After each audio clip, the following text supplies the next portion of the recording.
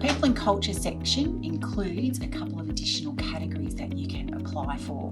So don't forget to nuance your word counts here. So if you are wanting to apply for one of the other two categories, you might want to just bump your word count up here to give yourself the best possible opportunity to put your best foot forward. So the other two categories that we're particularly talking about here are the safe and healthy business category and also the health and wellbeing promoting workplace category.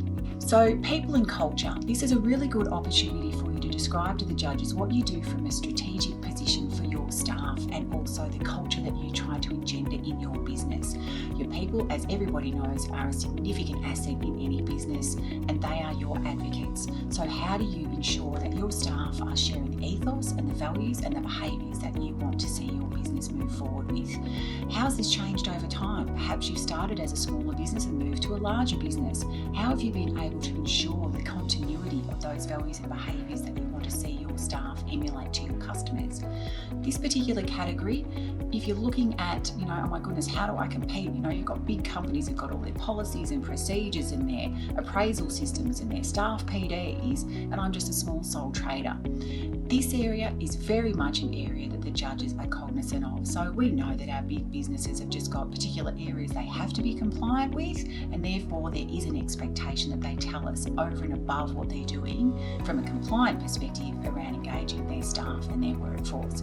So if you're a smaller business, we're not looking for you to have, reams and reams of policies and procedures in, big folders sitting somewhere or on a drive.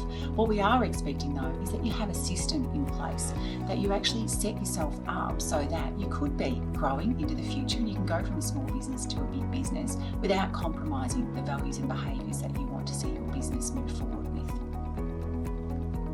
So the second area here in the tips and tricks sheet is really about the wellbeing and practices that you have with your staff. Now again, this doesn't mean that you have to have a yoga studio out the back even though that you're operating a design company, or that you have to provide, healthy food every single day in the cafeteria for just you and yourself, really, because you're a sole trader. But what it really does mean is, have you thought about these things? Have you thought about the context of your staff and the community and the clients that you service more broadly than just what your business is about? So have you given consideration to yourself as a sole trader and looking after your own health? And what kind of contingencies do you have in place if you're not able to work for a particular period of time? If you're a larger business, of course, you may have things like, yes, we do have yoga Wednesdays and, lunchtime run clubs and the likes. This is really exciting. But what is that meaning for your business? Are you seeing any trends and changes? Is this reducing the workforce absenteeism? Those kind of things. We would have an expectation that we are seeing that you're counting this kind of thing and it's actually making a difference to how you operate your business. Thirdly, this area is looking at the health and safety of your staff.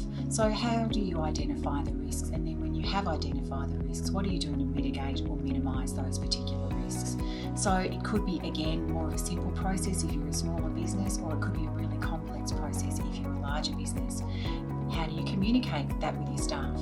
How do you ensure that your staff are actually part of the process? What are you doing that is beyond an ordinary business to ensure that your business operates in a really safe, healthy, practical way?